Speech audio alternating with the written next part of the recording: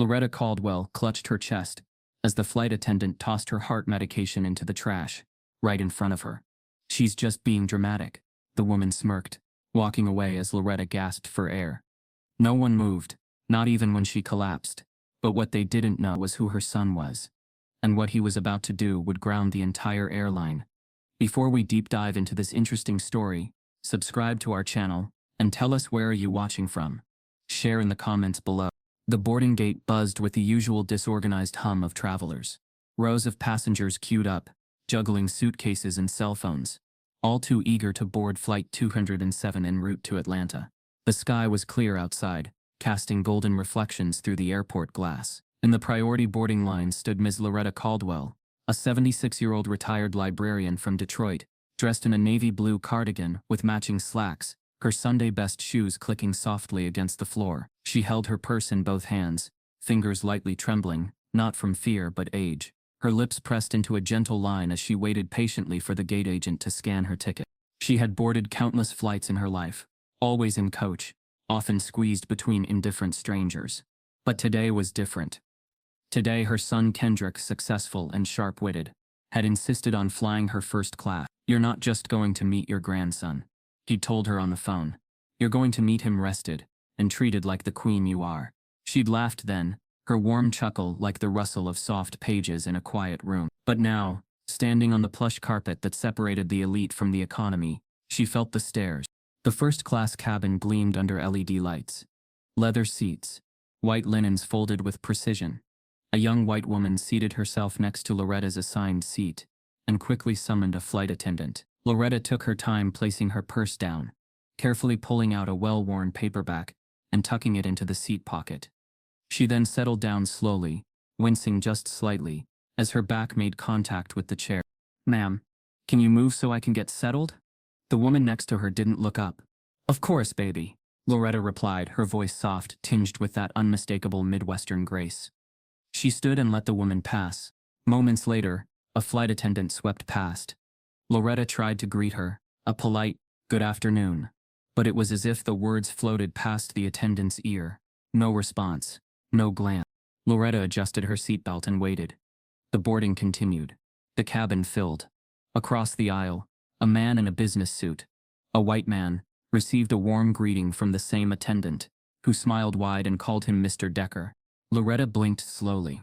The same attendant passed her again, brushing so close that her hip nearly nudged Loretta's shoulder. "Excuse me, dear," Loretta said, her voice patient but audible. "Would it be possible to get a glass of water before we take off?" The attendant, whose name tag read Brittany, turned slightly without stopping. "We'll be starting beverage service once we're in the air, ma'am." Loretta offered a small, gracious nod. "Yes, I understand. It's just that I need to take my—" But Brittany was already gone. Loretta let her hands rest gently on her lap. Her knuckles were beginning to ache. She glanced out the window and tried to breathe through the tightening in her chest. It wasn't panic, at least not yet. It was a dull pressure, something she'd learned to manage since the diagnosis. "Would you like some champagne while we wait?" Brittany was back this time, smiling at Mr. Decker, who took the flute without even removing his headphones. Loretta turned her gaze forward. There was no dramatic confrontation, no yelling, just silence. Heavy, quiet disrespect that wrapped itself around her like a scratchy blanket. She wasn't invisible, just unwanted. A disruption, a misplacement in a cabin, not designed for women like her. The pilot came on the intercom. A friendly voice spoke of weather, estimated flight times, cruising altitudes. Loretta heard none of it. Her thoughts circled the mild pressure in her chest. With discreet movements, she reached into her purse, parting tissues and peppermint wrappers to retrieve her pill bottle. Except, it wasn't there. Her fingers moved faster, rustling louder now. No bottle. She checked the seat pocket, the outer zipper of her purse, then the small personal item she kept under the seat. Still nothing. Her breath caught. She remembered. The bottle had been in her hand during boarding. She'd tucked it into the seat pocket before she sat down, so she wouldn't forget. Just for a moment. It was gone. She looked around slowly, her eyes scanning the area as her mind replayed every second since she boarded. Then she noticed something. An empty trash bag, slightly protruding from the service cart that had passed just before takeoff. Her heart sank. Not from the loss of the bottle itself, but the quiet certainty settling in her chest. It had been thrown out like nothing, like trash. And no one had even asked. She glanced again at Brittany, who now leaned casually against the service counter, laughing at something the other flight attendant had whispered. Loretta's fingers gripped the armrest. Her lips moved silently, counting the beats of her heart. She needed those pills, not eventually, not at cruising altitude, now. But she stayed seated, not because she was afraid, but because she knew what they'd see. An elderly black woman, making a fuss, being difficult, so she did what she'd done her entire life. In the face of quiet injustice, she exhaled, calmly, and began again searching every crevice of her belongings, hoping against hope. And still, nothing. Her breath grew shallower, her fingers a little slower. Outside, the plane taxied toward the runway. Inside, Loretta Caldwell began to feel the dull pressure in her chest sharpen. She reached once more, slowly, now into her bag, as if her body might have hidden the bottle from her memory. Still nothing. Her fingertips brushed the fabric of the lining.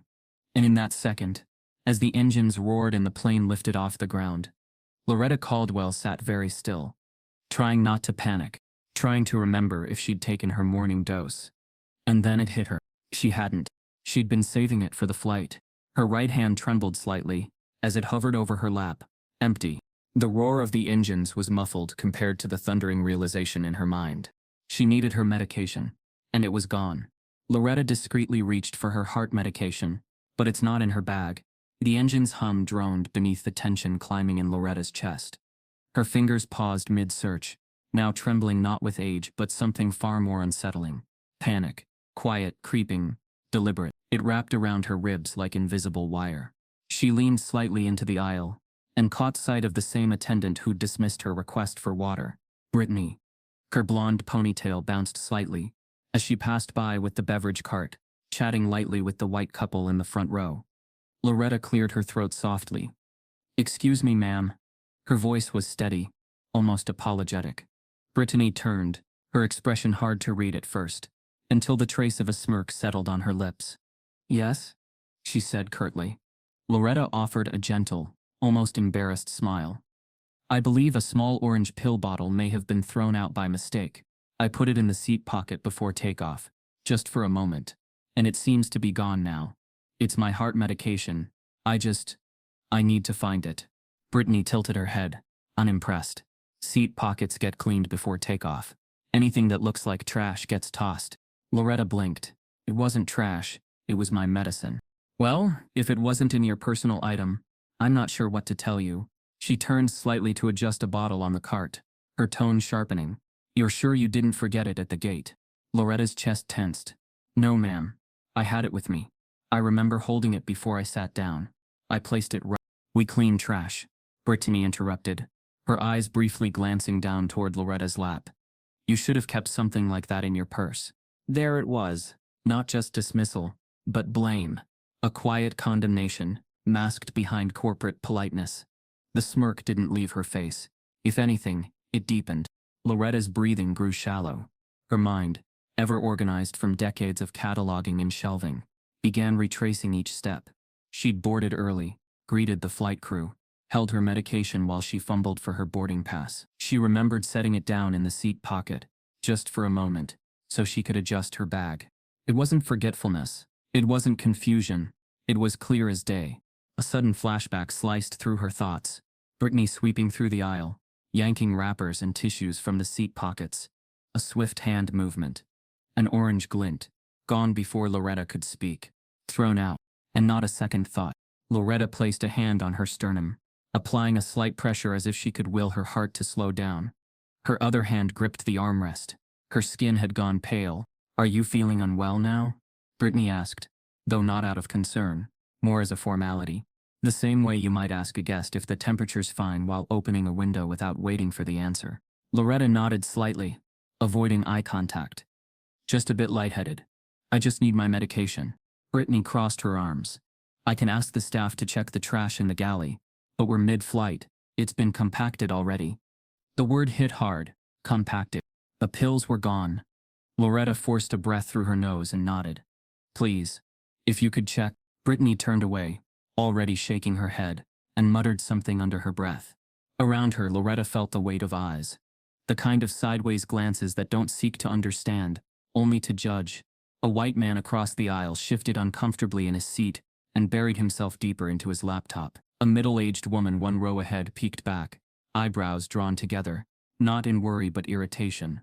Another disturbance in their first-class tranquility. No one asked if she was okay. No one offered help. Loretta rested her head against the back of her seat and shut her eyes for a moment, trying to ground herself, but her ears picked up everything. The murmur of passengers, the rattle of ice in glasses, the near-silent whisper Brittany shared with another attendant behind the curtain. She says she lost her meds, acting like we're supposed to dig through garbage for her. Laughter? Quick.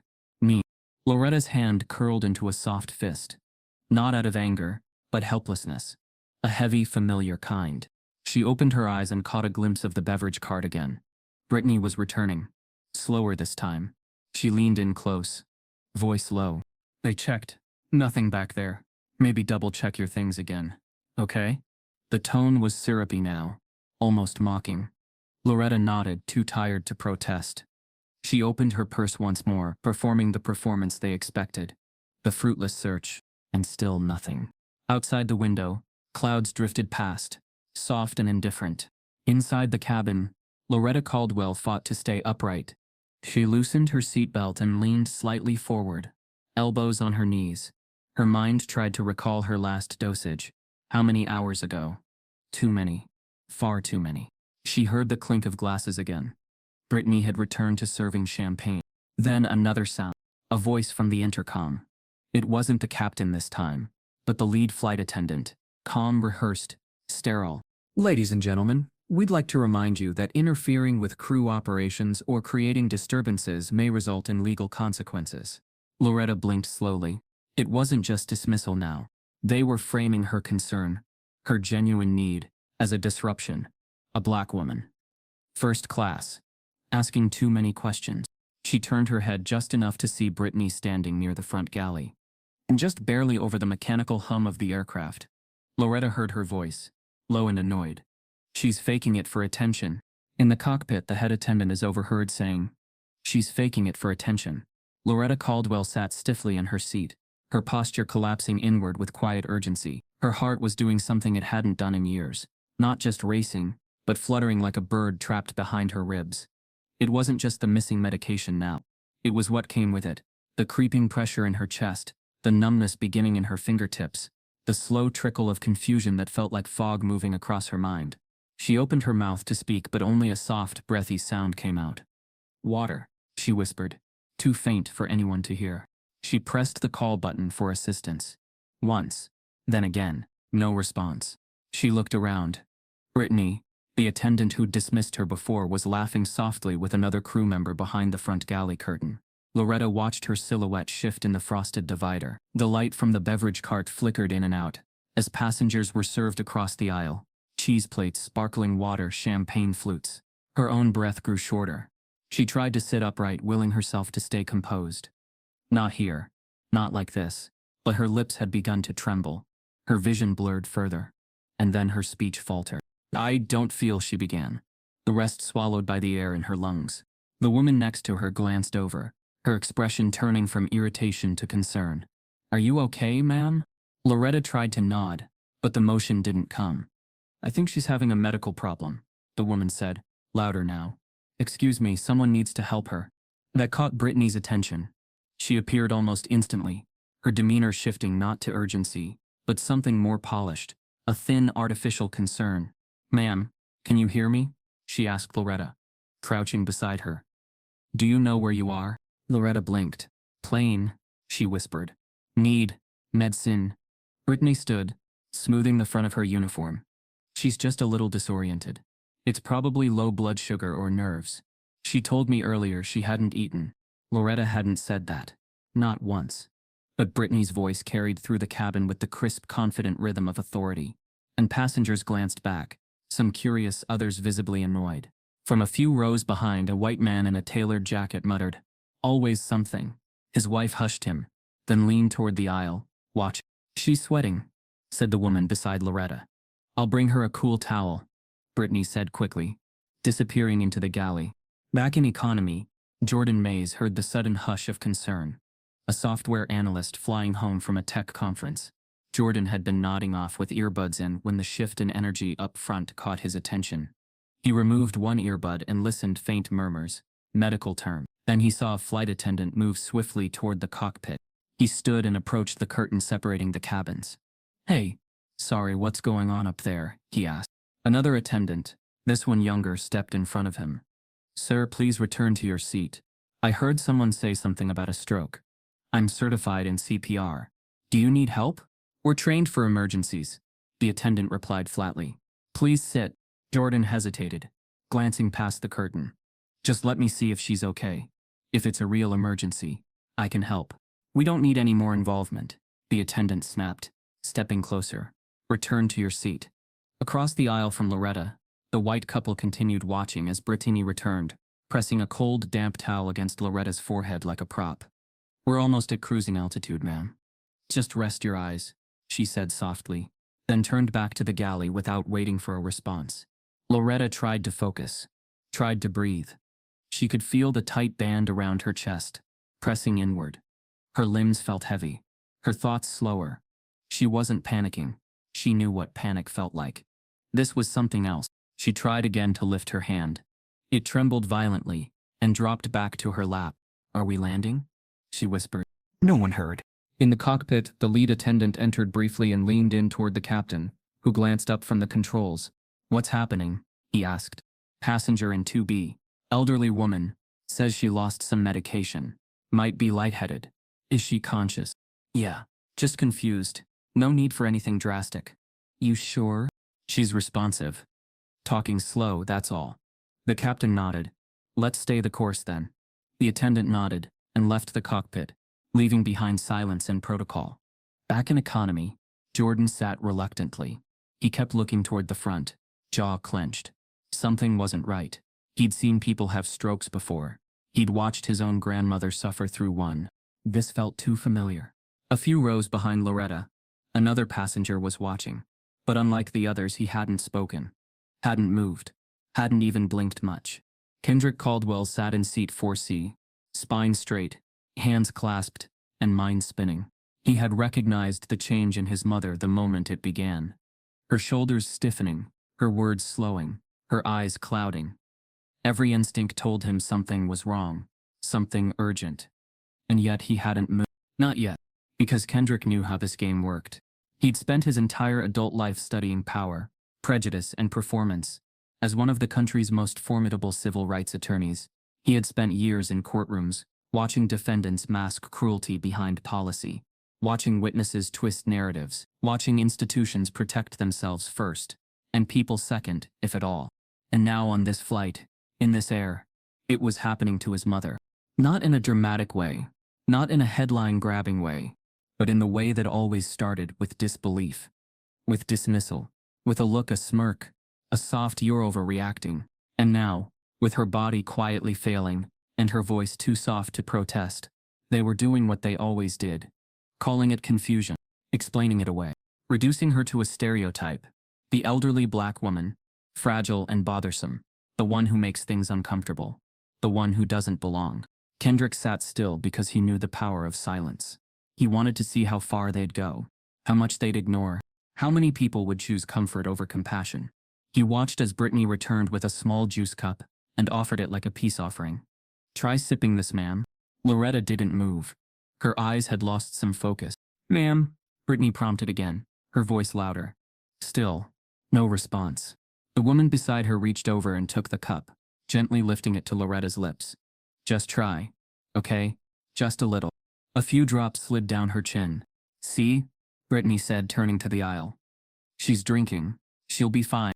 But Kendrick saw the truth. His mother didn't drink. She couldn't. Her lips hadn't moved. She was fading. And no one, not a single soul in authority, was willing to acknowledge that. Just ahead, the lead attendant picked up the intercom once more. "Ladies and gentlemen, please remain seated with your seatbelts fastened. Everything is under control. Everything is under control." Kendrick let the words hang in his mind like smoke. He had written entire legal briefs about moments like this, where the system recited its rules with detached confidence, where protocol was weaponized to mask negligence, where people like his mother were deemed too small to matter. And then he moved. Slowly. Deliberately. He leaned forward, his voice calm but unmistakably firm as he said for the first time, "Excuse me. That woman is my mother." Brittany turned. Her smile faltered. Kendrick stood, pulling a leather wallet from his blazer pocket. "And I need you to listen to me very carefully. Loretta's son, Kendrick Caldwell, a powerful civil rights attorney, is sitting silently, watching, but not for much longer." Kendrick Caldwell had been quiet long enough. He hadn't spoken when the flight attendant ignored his mother's request for water. He hadn't said a word when she smiled at the white passengers and dismissed the black woman beside her, like an afterthought. He hadn't even reacted when Brittany smirked at his mother's desperate plea about a missing pill bottle, her heart medication. He had stayed still, calculating. Because Kendrick wasn't just a passenger, he was a strategist, a trial-hardened civil rights attorney who had spent the better part of a decade dismantling racial bias one deposition at a time. And he knew deeply, painfully, that speaking up too soon, too sharply, too emotionally, would shift the entire narrative against him. So he had waited, watched, studied. He had memorized the look on Brittany's face when she dismissed Loretta. He had logged the time they ignored the call button. He had heard every insult disguised as concern, every "she's just confused," wrapped in customer service tone. He had seen white passengers glance over in irritation, not concern, as his mother's body began to fail her. And now she was slumping. Her chin touched her chest. Her right arm dangled off the edge of the seat. The woman next to her gasped and reached out. "Ma'am? Ma'am?" Kendrick stood, calm, straight-backed, silent no longer. "That's my mother," he said loud enough for the entire cabin to hear. "She's not okay." The words cracked through the air, like a judge's gavel. Heads turned. A few phones lifted. The murmurs began. Loretta was barely moving now. Her breathing was shallow, her eyelids fluttering. Her paperback novel had fallen to the floor, pages open like wings. Brittany rushed forward, but not with urgency, more with performance. She crouched beside Loretta, pulling out a cloth and dabbing her forehead. "Ma'am, can you hear me?" No response. "She was fine earlier," Brittany said aloud, addressing no one and everyone at once. "She didn't mention any condition before boarding." Kendrick stepped into the aisle. "She did have medication. It was in the seat pocket. You threw it away." Brittany straightened up defensively. "There was no indication it was important. We clear the pockets before takeoff. Standard procedure." "She's having a medical emergency," Kendrick said, louder now. "She needs help." A second attendant arrived, holding a tablet. Without looking up, she said flatly, "Passenger failed to inform crew of a medical condition prior to boarding. We are documenting non-compliance in the event of escalation." Kendrick blinked. "Non-compliance?" She did not disclose a condition. "We followed protocol." He took a step closer to his mother's seat. "Protocol? You mean the one where you mock an elderly woman for asking for her heart meds?" "Sir," the second attendant said, "you need to return to your seat." Kendrick didn't budge. He knelt beside Loretta. His heart pounded. "Mom, Mama, can you hear me?" He gently touched her shoulder, then checked her wrist. Her pulse was faint, erratic. She was sliding away. He could feel it in her stillness. She'd once told him that if anything ever happened to her in public, not to panic. "Handle it," she'd said, with dignity. "Don't let them make you small." That voice echoed now. He looked up. "You need to divert this flight." The crew looked at each other, then at the front of the plane. A white man in the front row turned and said loudly, "Why don't you just let the professionals do their job, man? You're making a scene." Kendrick stood slowly. "She's unconscious. That's the scene, not me." At that exact moment, Loretta's body lurched. She slid forward, her seatbelt no longer holding her in place. Her shoulder dropped toward the aisle, then her entire body crumpled sideways and hit the floor. A collective gasp rippled through the cabin. Kendrick dropped to his knees, catching her head before it struck the metal. "Mama! Loretta, stay with me." Her lips were pale. Her breath came in ragged whimpers, barely audible. The woman who had been seated beside her stood back, both hands covering her mouth. She was talking and then Brittany backed away. "Get the AED. Now." Another flight attendant rushed forward with a clunky emergency kit and a portable oxygen tank, but it was clear from their movements, they were not trained for this. They were scrambling. Kendrick took the mask and placed it gently over his mother's face. "Come on, Mama. Stay with me." Breathe. His hand cradled her head, as his other felt for her pulse again. It was there, but faint. He could hear the unspoken panic in the attendants' voices, as they radioed for emergency protocol support from the ground. "This is Flight 207, the lead attendant said into the intercom line to the cockpit. "Unresponsive elderly passenger in first class. Requesting Medlink communication. Are we diverting?" the captain asked through the static. There was a pause. A long one. "Our monitoring. No need to divert yet. Passenger is being attended to." "Copy," the pilot replied, cold and distant. "Unbelievable," Kendrick muttered under his breath. "They're waiting for her to die before making a decision." He looked around the cabin. A few passengers were filming. Others whispered. Some looked away, choosing ignorance over discomfort. Then a man appeared. One of the senior crew, tall, broad, clean-cut. He moved forward with an air of authority, then stepped directly in front of Kendrick. "Sir, we understand your concern," he said in a firm, rehearsed tone. "But I'm gonna have to ask you to step back and allow the crew to handle this." "I am handling it," Kendrick snapped. "You weren't." The man placed a flat hand against Kendrick's chest. "Sir, step back or we will have to restrain you." Kendrick stared at the hand, then at the man. It was happening. Right on cue. The part where a black man shows emotion and suddenly becomes the threat. The part where love is mistaken for aggression. The part where concern is called violence. And all of it, was being captured on phones across the cabin. He felt Loretta's breath again, shallow and unsure. Kendrick didn't move. "You're going to restrain the only person helping her?" he asked quietly. "Is that the story you want told when we land?" The crew member didn't answer. Behind him, Brittany whispered to a colleague, "We need to document this. Passenger becoming hostile." Kendrick looked up, not at the crew, but at the passengers filming. He stared into the cameras like he was staring down a jury. "My mother is unconscious because this airline threw away her medication," he said. Voice steady, powerful. "She asked for water." They laughed. "She asked for help." They said she was confused. "And now she's on the floor." The cabin went silent. No one moved. No one blinked. Then came the sharp, measured voice of the captain over the intercom. "Sir, we've been instructed to continue to destination. Please return to your seat or face removal upon landing." Kendrick Caldwell didn't flinch. The flight attendant's hand was still pressed against his chest, a physical boundary as much as a symbolic one, a warning to stay in his place. But Kendrick didn't retreat. Instead, he reached into the inner pocket of his blazer and slowly pulled out a leather wallet, flipping it open to reveal a sleek ID card. It wasn't his boarding pass. It was his legal credential. State Bar of Michigan, license number visible, complete with a Department of Justice security pass clipped beside it. "I'm Kendrick Caldwell," he said, his voice low but firm, his eyes trained on the crew. "Harvard Law School, lead counsel in multiple civil rights cases, currently representing a man who was beaten unconscious by 2 state troopers and left on the side of the road." He let the words settle like thunder in the silence that followed. "And I am telling you right now, what you're doing isn't just negligent. It's criminal." The flight crew stiffened. Brittany's eyes narrowed slightly. "We're following procedure." "No.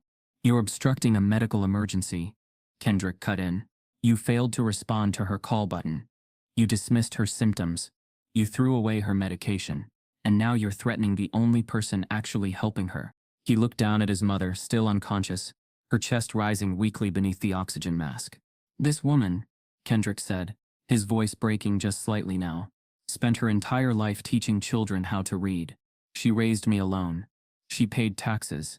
She followed the rules. And she deserves to land alive." Brittany glanced toward the cabin, suddenly aware of the growing audience. Several passengers had begun filming. A teenager 3 rows back held her phone just below eye level, capturing everything. A man in business class murmured to his wife, "That's Kendrick Caldwell. He was on MSNBC last month." Someone else whispered, "He's the one who took that city to court. Ferguson, I think." Recognition was spreading. The atmosphere changed in an instant, from silent tension to a collective awareness that something bigger was unfolding. Kendrick turned toward the intercom, the same one they'd used moments ago to announce their refusal to divert the plane. He walked toward it slowly, eyes on the crew. No one stopped him. He picked up the receiver and pressed the button. "Ladies and gentlemen," he said, his voice echoing through the cabin, calm and unmistakable. "I apologize for the interruption. My name is Kendrick Caldwell. I'm a civil rights attorney, and the son of the woman who is currently unconscious on the floor of this aircraft. Passengers leaned forward. A hush fell over the cabin. She asked for help. They ignored her. She asked for water. They laughed. She asked for medication. They threw it away. And now, after collapsing, she's being blamed for not disclosing a condition. He paused. I'm not here to make a scene. But I do have one question for everyone on board. He looked up, into the camera lenses, into the faces of people who had been silent. Does anyone else feel like they saw something wrong today? There was a pause, a long stretched second of collective tension. Then, a voice spoke up from the middle rows. I saw it, a woman said. She asked for help. They ignored her. Another voice. I heard the attendant say she was faking it. I thought that was weird. A man stood. She asked twice for water. I remember. They didn't bring her anything. The plane had shifted. Suddenly, it wasn't about Kendrick being a disruptive passenger. It was about people witnessing truth and no longer being able to deny it. Kendrick gently hung up the receiver. The lead flight attendant looked shaken. She turned toward the front, whispering into a handheld radio. From the cockpit, the captain's voice came over the speaker, hollow and strained. We ask all passengers to remain calm. We are currently evaluating the situation and in contact with ground support. Kendrick returned to Loretta's side. She was still breathing, barely. Hold on, Mama, he whispered. We're not done yet. He asks one simple question over the intercom. Does anyone else feel like they saw something wrong today? For a few heartbeats after Kendrick's calm but searing question, does anyone else feel like they saw something wrong today?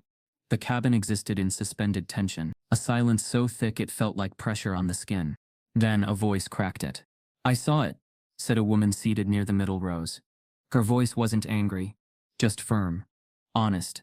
She asked for water twice. Another chimed in. I was waiting to see if anyone brought it. I heard the flight attendant say she was faking it, a young man muttered. Thought that was weird. Those first responses were like dominoes tipping, one after another. But not everyone was swayed. From the very front of first class, a voice rang out, sharp and dripping with disdain. This is why I fly private, said a white man in his 50s, reclining in seat 1A. His voice wasn't loud, but it was meant to be heard. Every time, always ends up like this. Heads turned. Audible gasps floated through the air. A woman in the next row turned to glare. Another covered her mouth. Kendrick pivoted toward the man, eyebrows slightly raised. I'm sorry, like what exactly? The man met his gaze without hesitation. Like this. The whole spectacle. Victimhood. Grandstanding. I paid good money for this seat, not for a lecture in political correctness. Political correctness? Kendrick repeated, gesturing calmly to his mother's unconscious body. She's on the floor. Because she didn't follow procedure, the man snapped. You said it yourself, she put medication in a seat pocket and didn't tell anyone. You want to make this about race? Go ahead. But this, he motioned toward the scene, is about choices. Kendrick inhaled slowly. She chose to trust the people responsible for her safety, and they failed her. Brittany, the lead flight attendant, saw her moment. She stepped forward, voice clipped and defensive.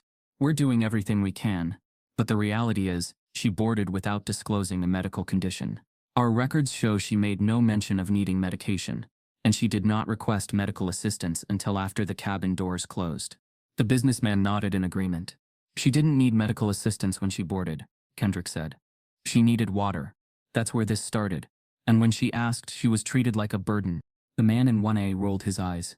You people are always reaching for a lawsuit. That did it. Kendrick's face hardened. His voice, though still calm, carried thunder. You people? The cabin stilled again. Everyone knew that phrase. Everyone recognized it.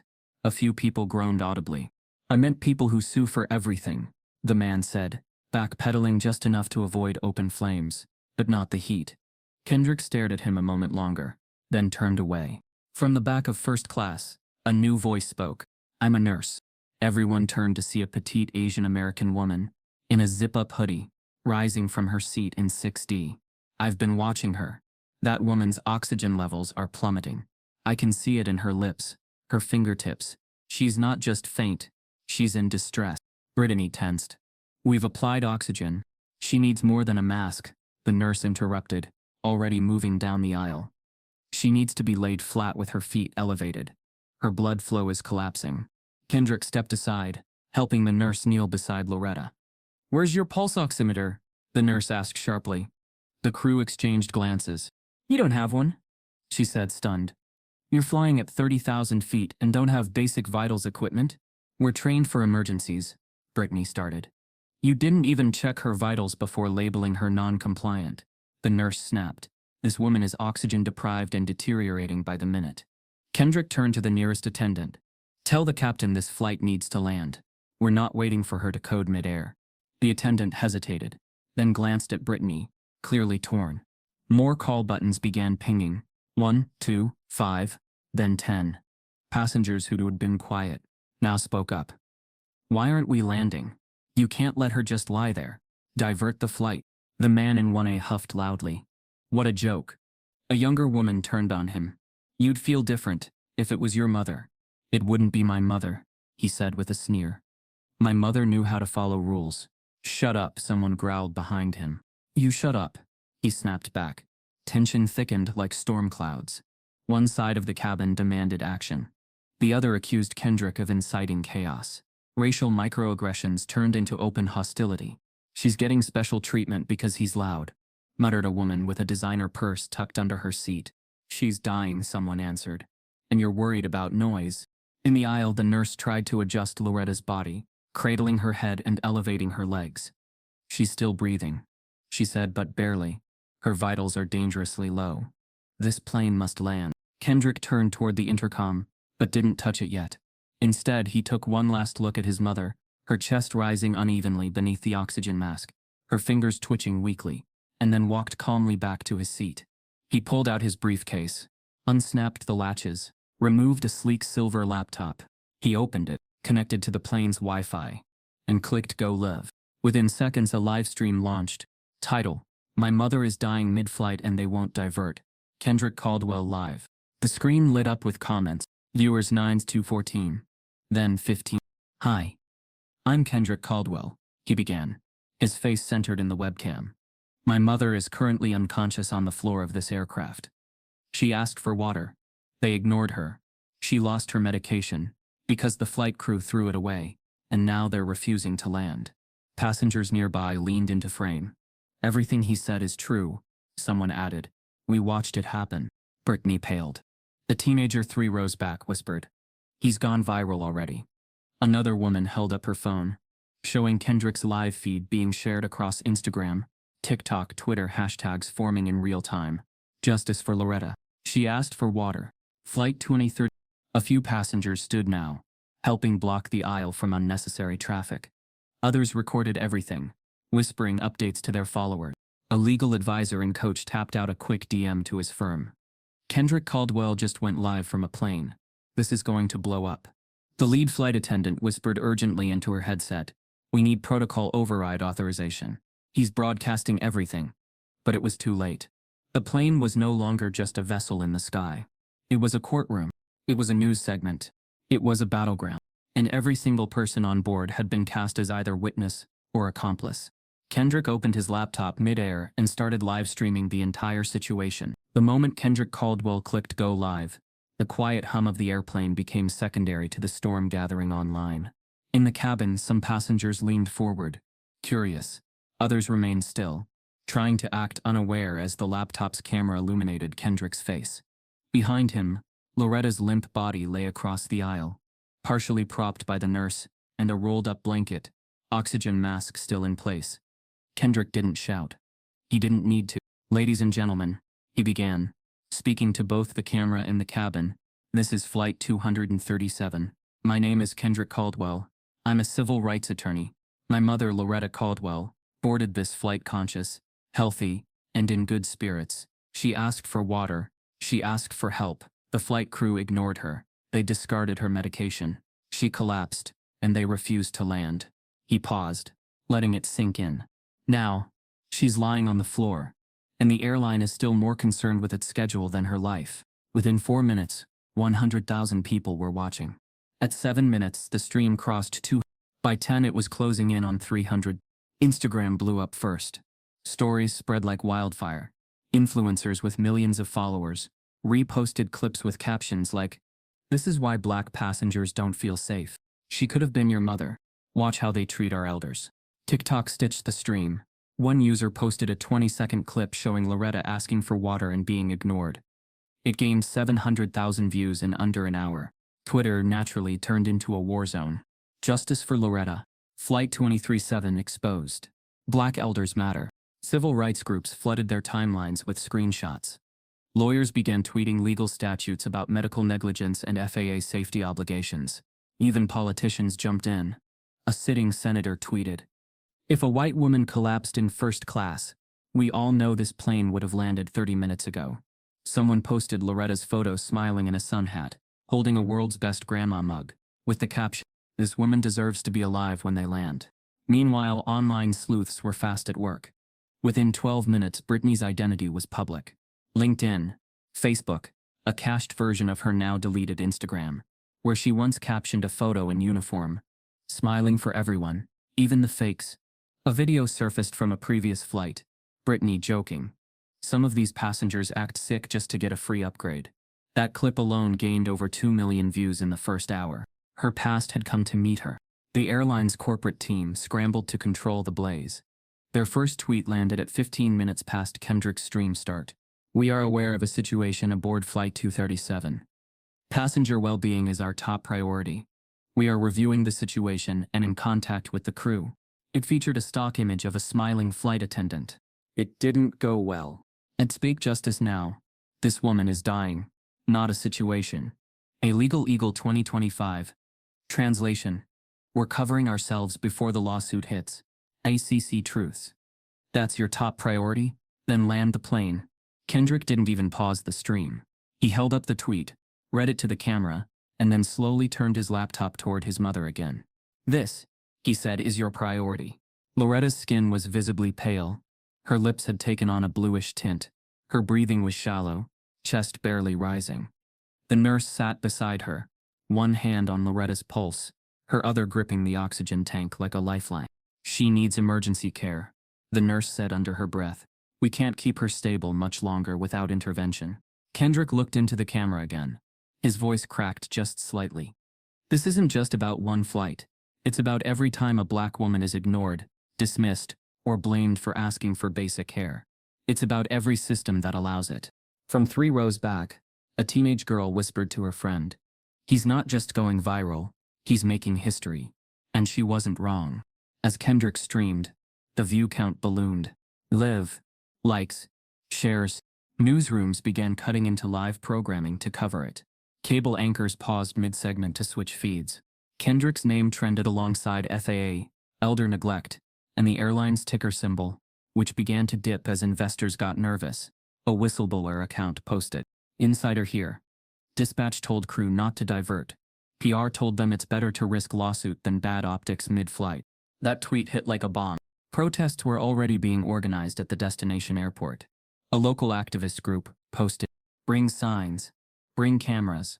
We'll be at gate 41. Loretta deserves witnesses." Meanwhile, Kendrick kept streaming. He read another tweet from the airline, vaguer than the first. "We take these allegations seriously, and are committed to learning more upon landing. We value all passengers." He looked directly into the camera. "You had time to tweet twice," he said, "but not to call an ambulance." He turned to the nurse. "Is she still breathing?" The nurse nodded faintly. "But we're close. I can feel it." Kendrick's voice broke again. "She just wanted to see her grandson. That's why she was flying. I bought her this seat so she could be comfortable. I never imagined this would be how it ends."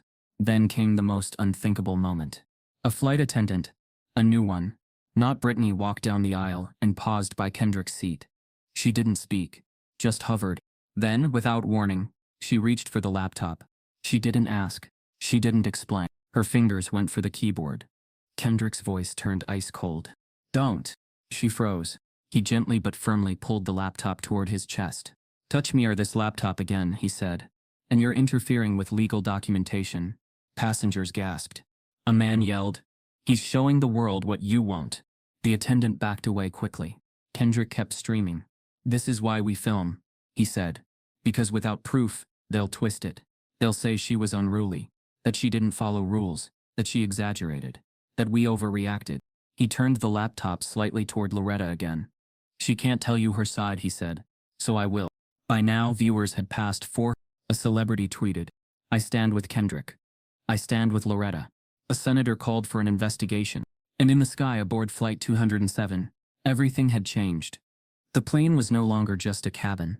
It was a courtroom, a news station, a battleground, and the whole world was watching. A flight attendant tries to snatch his laptop from his tray. The fingers grazed the laptop tray, lightly, but deliberately. It wasn't just contact. It was a decision. A flight attendant, flushed and flustered, had reached for Kendrick Caldwell's laptop mid-livestream. Maybe it was instinct. Maybe it was pressure from above. But the act, silent and unannounced, was a line crossed. Kendrick didn't flinch. He didn't raise his voice.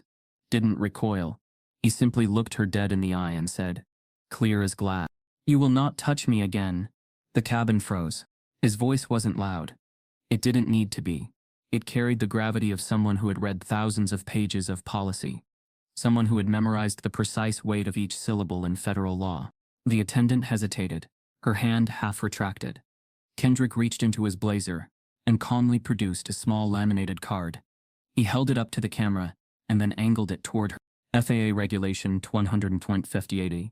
No crew member may threaten, intimidate, or interfere with a passenger who is not violating any rules or laws. The attendant blinked. I am a licensed civil rights attorney. You just interfered with legal documentation during a medical emergency. He shifted slightly. If my mother dies because this airline refused to act, you've now made yourself an accessory to negligence. Someone audibly exhaled from 3 rows back. Another phone lifted, catching the moment from a different angle. The nurse at Loretta's side glanced up, her voice cutting through the silence like a scalpel. She's slipping again. Pulse is weaker. We're losing her. Kendrick dropped to his knees beside her. Loretta? Mama? Can you hear me? No response. The nurse checked the oxygen line, frustration creeping into her tone. The tank's pressure is dropping. She needs full oxygen delivery, IV fluids, and ECG monitoring.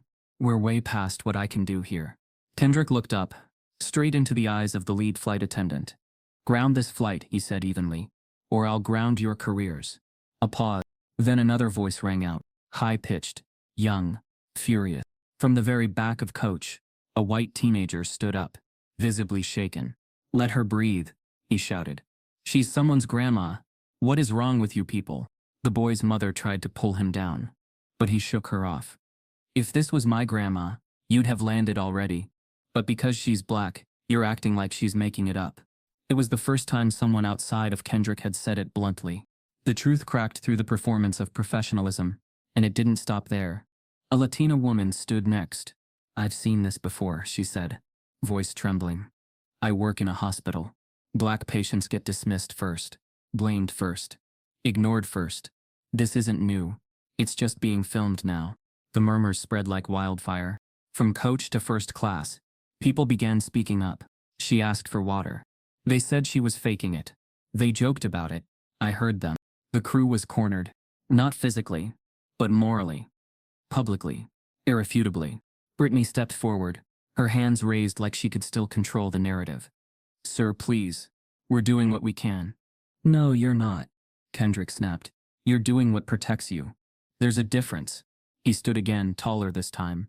The laptop still open on the tray table, the stream still rolling. Now at over 450,000 viewers. He looked at the camera. This is how it always happens. Denial. Delay. Damage control. But no actual care.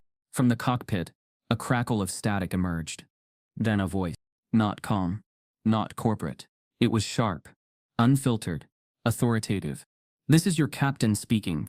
We've been instructed to divert immediately. A sharp voice crackles over the intercom. We've been instructed to divert immediately. The wheels ground against the tarmac, and Flight 237's door opened to a world already ablaze with outrage. But the relief that should have washed over Kendrick at the mere smell of ground never came. This wasn't an emergency descent made for his mother's sake. No, it was to remove him. Paramedics in stark uniforms waited alongside airport security. Flashing lights reflected in the long windows. As they boarded, tension twisted air in the cabin. The uniformed officers advanced, calm but resolute, their eyes locking onto Kendrick with unrateable intent. One officer, broad-shouldered and quiet, approached first. The flight attendant beside him, badge gleaming, offered a rehearsed narrative. "We're dealing with an aggressive passenger." Aggressive. Kendrick, still kneeling beside Loretta, looked up slowly. The nurse adjusted the oxygen mask, her eyes pleading. "I have records. Livestream everything," Kendrick whispered. "But go ahead. Explain how documenting what's happening is aggression." Passengers gasped collectively. The lawyer's tone was even, but burning with controlled fire. He stood, holding his laptop like evidence in a courtroom. The first officer hesitated, finger hovering above handcuffs. "Sir, we need you to stand up and collect your belongings." Kendrick glanced around, phones raised, filming, witnesses. Then he turned to the paramedic and nurse, quick as a held breath. "How's she doing?" The paramedic murmured. "We need more time. Her vitals are tenuous." The nurse shook her head. "We're stabilizing her." Kendrick nodded, then turned back to security. "If you're removing me, call it what it is. But understand this. What I've done is not aggression. What I've done is documented injustice." Another officer, younger, fidgeted beside him. Behind them, a digital clock on the galley panel ticked down. Flight crew looked on, some triumphant, others uneasy. Kendrick let the pause hang. Then quietly, "How do you feel being on the wrong side of history?" Silence. Then the older officer sighed. "We're not taking action against you personally," he said. "We've been instructed to de-escalate by removing one source of escalation." Kendrick closed his laptop gently. "So, you're removing me because people disagree with what I said?" His voice calm but unyielding. In that instant, a voice cracked across the aisle. A white woman, older, dignified, tears in her eyes, rose and pointed at the crew. "Look at her. She's my cousin's friend's mother. She's dying." Applause, quiet but real, erupted in the cabin. The dissent wasn't on Kendrick's side anymore. It was on humanity's. A line formed at the door as flight attendants and paramedics prepared to carry Loretta out. Still, Kendrick remained kneeling, his back straight, his silence louder than the engines that once powered the plane. A flight attendant intercepted him.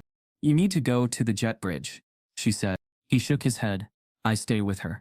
Her face softened. She saw the resistance wasn't rebellious. It was a stand. Moments later, police came forward, but hesitant now. Their rhetoric had shifted from aggressive passenger to concerned son. One cop leaned in, voice low. "I saw your case on CNN. I'm not touching this." Kendrick gave a small nod, equal parts relief and sorrow. As Loretta was lifted from the floor onto a stretcher, cameras recorded. Kendrick followed, keeping close.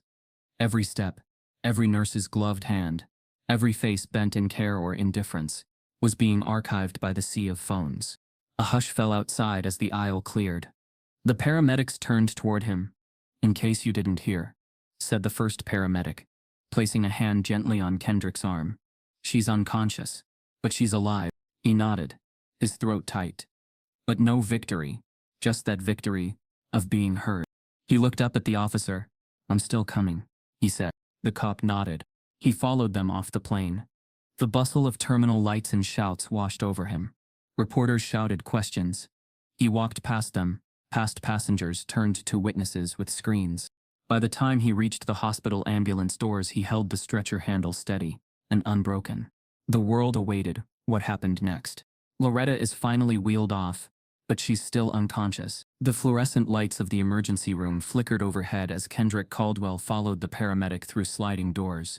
The hum of urgent hospital activity contrasted sharply with the sterile quiet of the plane, and with the violent stillness that had settled over his mother just minutes ago. Loretta lay on a narrow hospital bed, monitors beeping. Her once soft skin was now pallid. The pastels of her cardigan washed out from the harsh overhead light. The nurse who had accompanied her from the aisle hovered nearby, eyes locked on the vital signs. A tall doctor in scrubs entered, followed by a resident. Immediate attention shifted to their faces. Tensed, concerned. Vitals dropped dangerously low, the doctor said gravely. His voice, soft but unshakable, carried the weight of a verdict. She hit a point of cardiac arrest, or very close to it. Kendrick's stomach tightened. The words pressed against his chest harder than any physical blow could. "She's stabilized now," the doctor continued, "thanks to timely oxygen and IV fluids. But we're not past this. It's a miracle she's breathing." All the tension in Kendrick's body seemed to pivot toward his mother. He took a careful step forward. I knew it, he whispered, both a relief and a grief. The nurse nodded, her expression raw. Your mother's heart was compromised, and without that medication, she wouldn't have made it. Kendrick swallowed. They threw it away. The doctor's lips tightened. They should have recognized what was happening. At this point, calling it confusion was negligence. In the moments that followed, the world outside the ER began to shift for Kendrick, too. He looked at his phone still open to the live stream. The side-by-side image he had posted earlier flickered. On the left, his mother's radiant smile from family photos. On the right, her frail body on a stretcher, pale and in pain. View count 2 million. Shares and retweets in the hundreds of thousands. Comments poured in. This shouldn't be how black elders travel. They almost killed her for not being understood. I've never seen compassion withheld so casually. The emotional impact was undeniable. But it wasn't just outrage. It was broken trust. Kendrick turned back toward the doctors. How long before she wakes, he asked. The resident, gentler now, replied. It could be hours, or she might drift in and out for a bit. The damage to her heart will determine her pace. Kendrick nodded. He backed out to the corridor.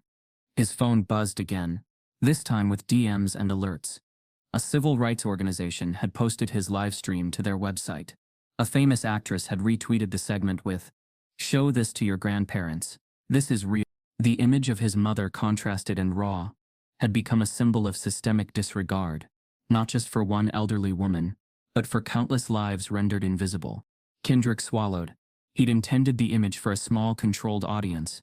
He hadn't meant for it to become the catalyst for a national reckoning. But the universe had other plans.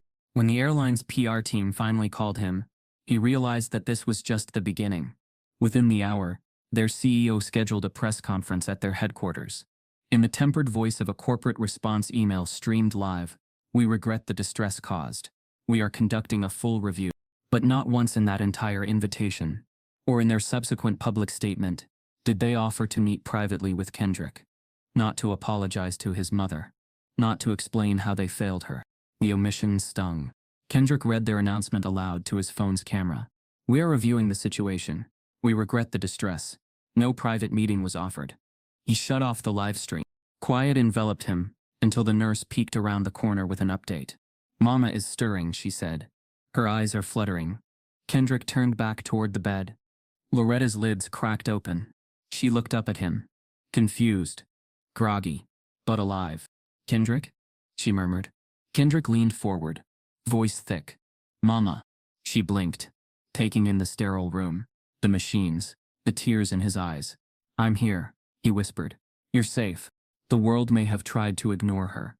But she had come back softly, quietly, but undeniably. The airline CEO schedules a press conference, but refuses to meet Kendrick privately. The airline's logo gleamed across a sea of microphones. Sky America's press conference was about to begin, held in a room that was far too polished to reflect the chaos they were attempting to contain. Reporters lined the rows, some gripping tablets, others juggling phones and recorders. Cameras rolled. Live streams pinged into hundreds of thousands of viewers. Standing at the podium was CEO Graham Whitlock, his charcoal suit unwrinkled, his eyes trained to deliver concern with mechanical precision. The moment was choreographed, damage control in real time.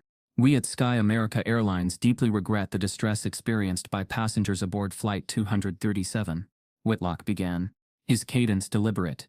"We have launched a comprehensive internal investigation. Our crew followed protocol, and we are reviewing all factors leading to the incident."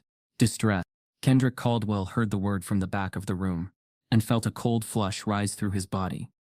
He wasn't on the guest list. He hadn't waited for permission. But when he walked in, tall, composed, briefcase in hand, the cameras shifted toward him instinctively. Someone in the front row whispered, "That's him." A ripple moved through the media. Without asking, Kendrick stepped forward. Calm, control. He approached the microphone, locking eyes with Whitlock. "I think the public deserves to hear something else," Kendrick said. There was hesitation, a nervous cough, a few security glances. Whitlock raised a hand, an attempt at appearing gracious. Kendrick reached into his briefcase and pulled out a speaker. "I'd like to play something," he said, setting the speaker on the podium and hitting play. From the speaker came a voice. Casual, disdainful. "She's faking it for attention." A second voice chimed in. Black passengers do this sometimes. They overreact, then try to get refunds. The room froze.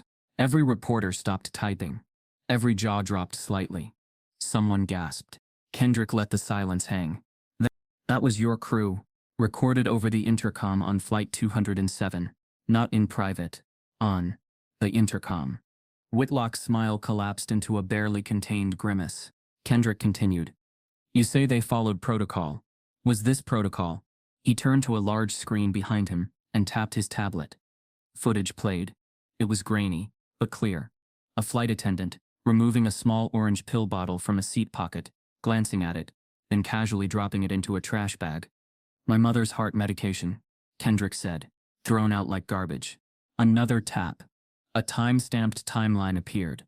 It showed when Loretta first pressed the call button, when she requested water, when she asked about her medication, all ignored. Then came a digital log, crew notes entered into the in-flight system. Kendrick had obtained them legally through a federal flight report database. Elderly passenger, non-compliant, refused to disclose condition. Unclear if distress is real. She did disclose her condition, Kendrick snapped. She asked for help. She was ignored. She collapsed. And still, you refused to land. Reporters were no longer watching. They were reacting. Hands shot up. Mr. Caldwell, were these recordings independently verified? Yes, Kendrick answered. By 2 audio engineers and a legal transcript reviewer. I wouldn't be here otherwise.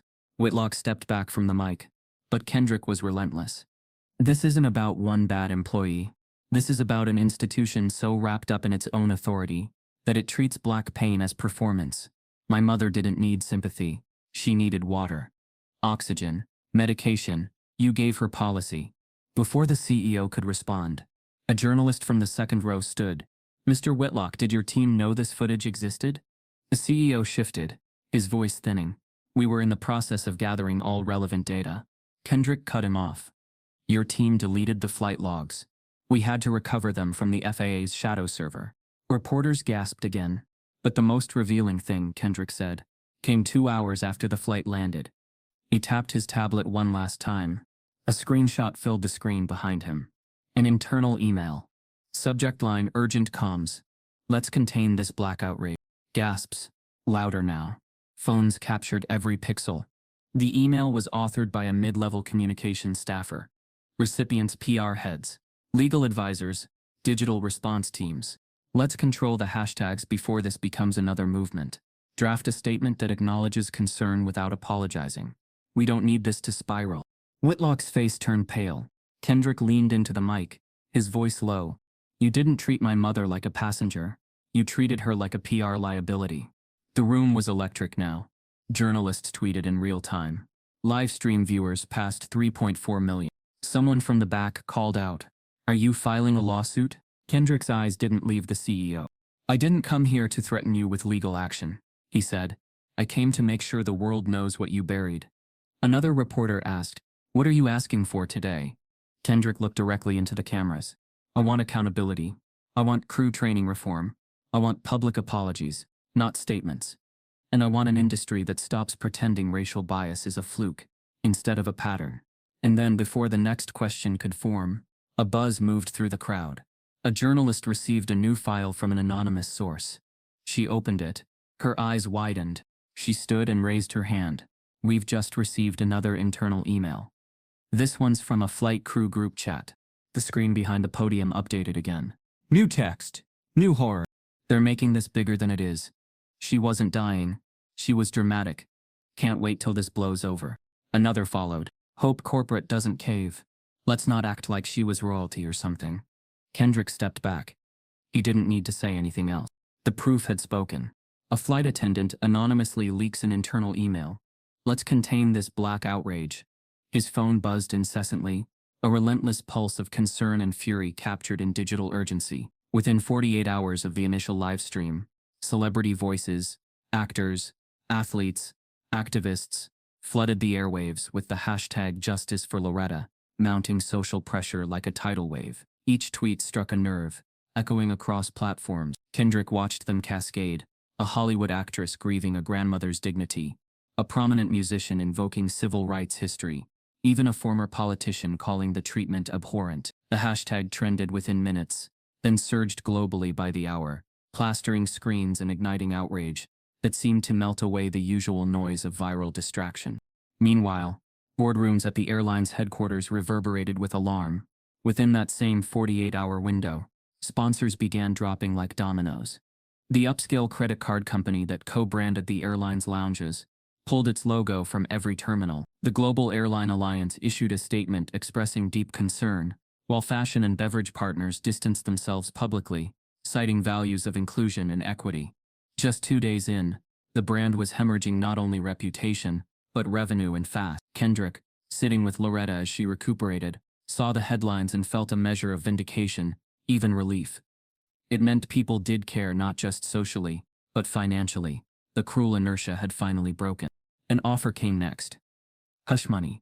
A glossy envelope, couriered, sealed, corporate. Inside, a check. Substantial. Enough to quiet any person. Enough to shut down any legal pursuit. Enough to distort the story's moral arc entirely. When an airline counsel attempted the overture through Kendrick's attorney, he stared at the proposal, measuring its weight. He felt Loretta's frail hand on his shoulder, the silent gratitude he'd seen in her eyes after the flight's trauma coursed through him. He'd been raised to fight what's wrong, not settle quietly. Without a word, he stood and respectfully declined. He committed that very moment to justice and truth, not silence. On the grassroots front, Loretta's former students, grown children now, formed an impromptu coalition. A GoFundMe launched under the banner "Standing for Ms. Caldwell, for justice and dignity." Each donation came with a personal note. "You taught me to read between the lines of books, and now we read between the lines of society." Another, "For every library aisle she opened."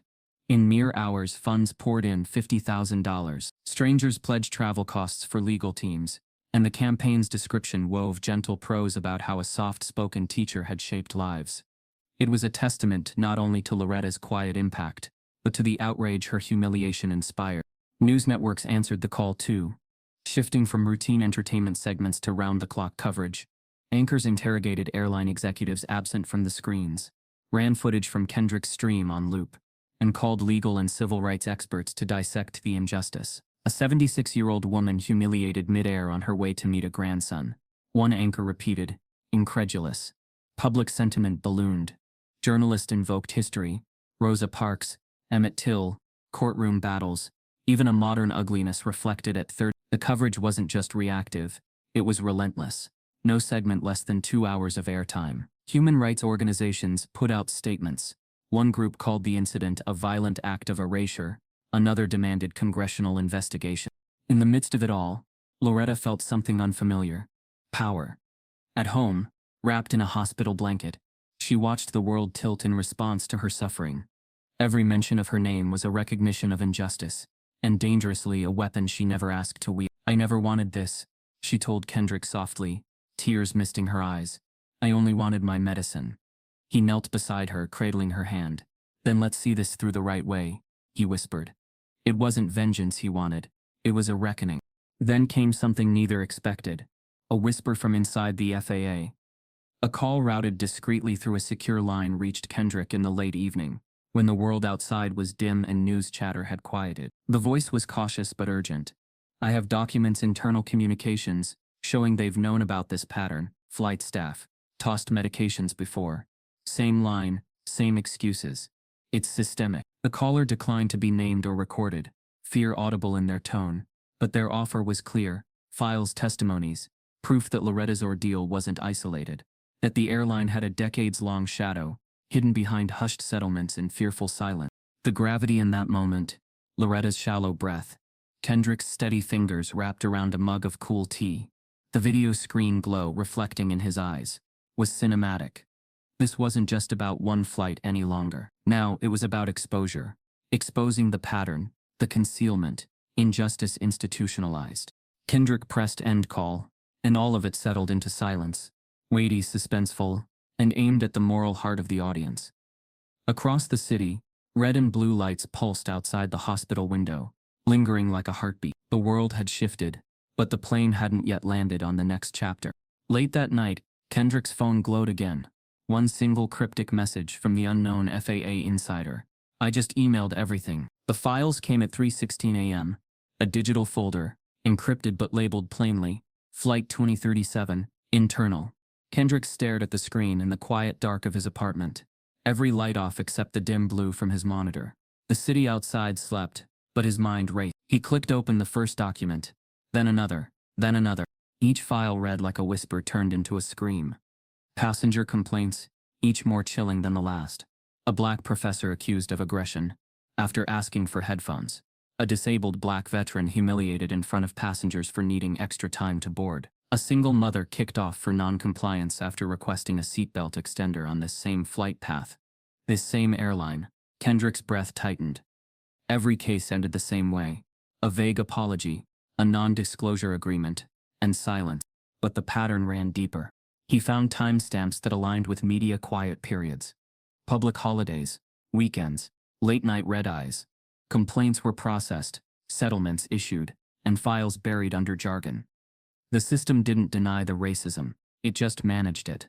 Then came the folder titled Staff Alerts, Internal Use Only. He hesitated, then opened it. It was a spreadsheet, rows and rows of flagged staff, mostly flight attendants and ground crew. The flag column contained internal notes like, has escalated with African American passengers, prefers not to work urban flights, or worse, coded terms like inflexible with cultural requests. Kendrick's hand trembled. Several of the names matched the crew on Loretta's flight. Brittany's name was there. Next to her, verbal escalation incident with elderly black woman, 2023 settled. This wasn't a bad day. This was a pattern. A machine. Kendrick stared at the list, heart pounding, then slowly leaned back in his chair. They knew, he whispered into the stillness. They've always known. By sunrise, he had printed the most damning documents and assembled a private press briefing in his firm's conference room. No more live streams. This needed to hit the system from the inside. You're saying they documented racist incidents internally but never addressed them publicly? A journalist asked, incredulous, halfway through the session. I'm saying they normalized it, Kendrick replied. They built it into their policies, then hid behind the word compliance to justify it. Cameras snapped. Reporters murmured. A legal analyst in the back looked pale, as if everything they thought they understood about corporate accountability had just cracked. Then came the unexpected twist. A second email arrived, this time from a different FAA insider. Anonymous. No introduction, just a single sentence. Check complaint A67294. Then ask why the media never saw it.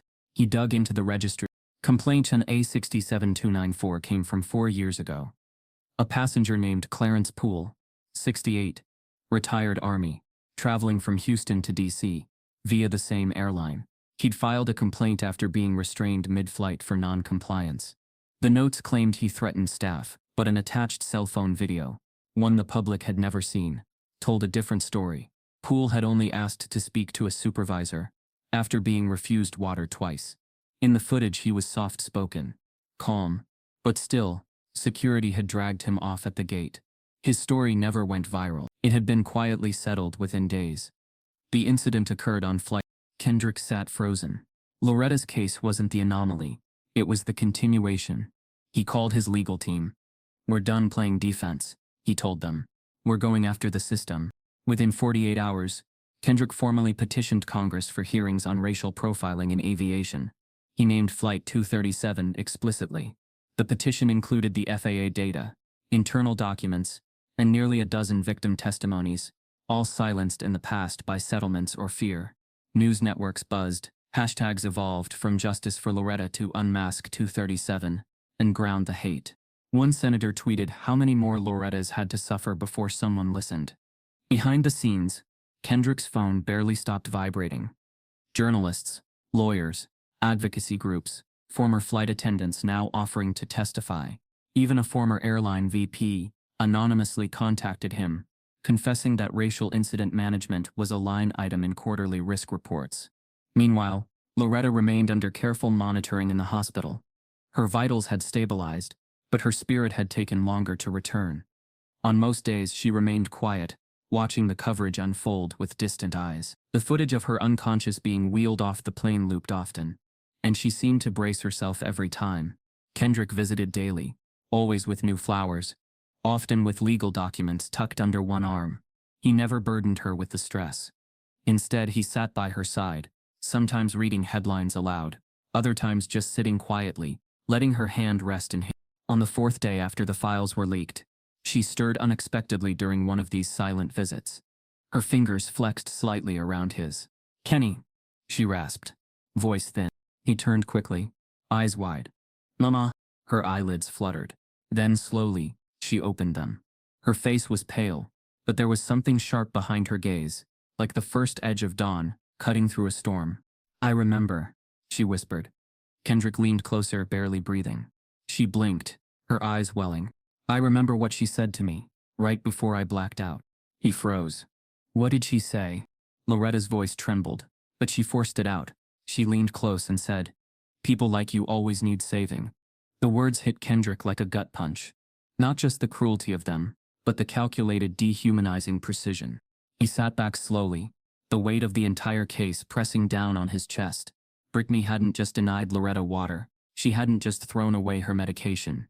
She had erased her humanity in one final seething whisper. And now, Loretta remembered. Loretta's eyes locked with Kendrick's. "Don't let them forget me when the cameras turn off," she said. "Make sure they remember what she said." The hospital room was quiet but no longer still. Since Loretta's whispered recollection of the flight attendant's cruel words, "People like you always need saving," a current of electricity had begun humming beneath everything.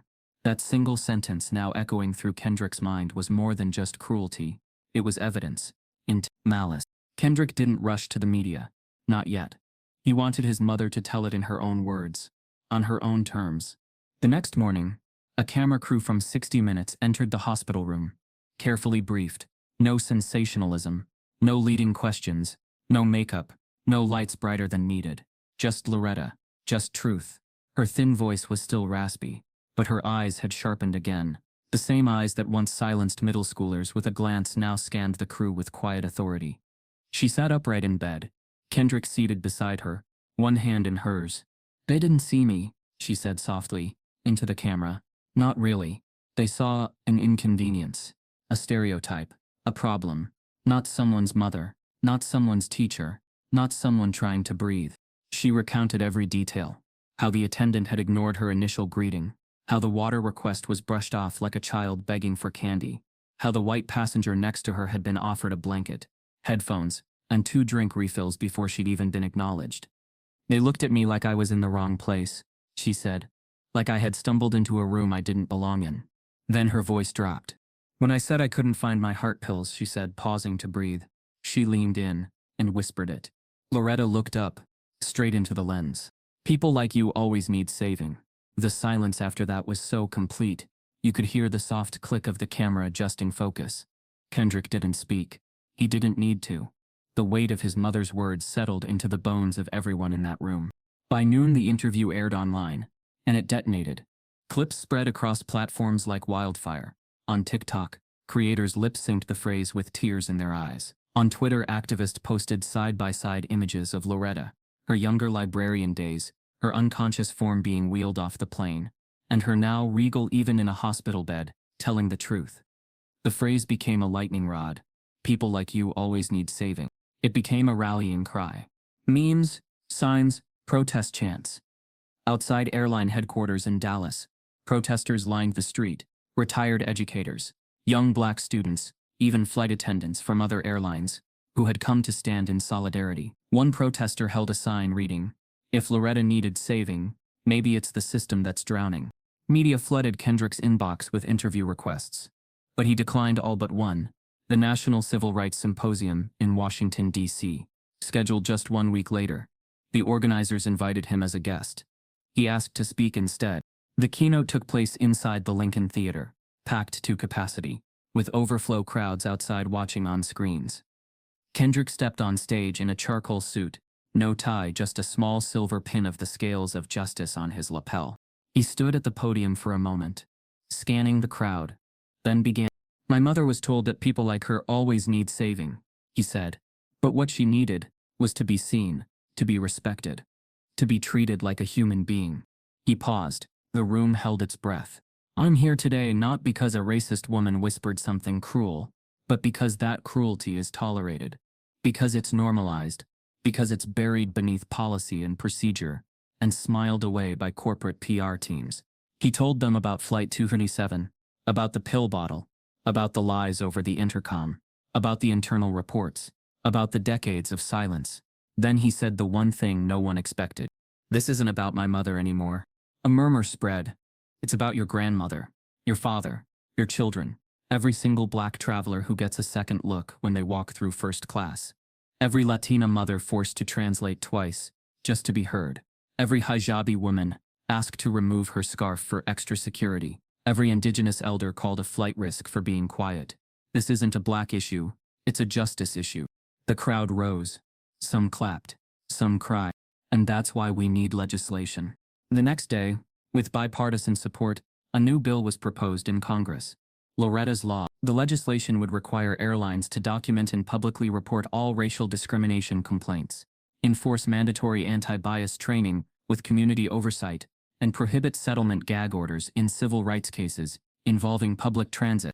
The announcement made national headlines. But what shook the airline industry came not from the legislature, but from the courtroom.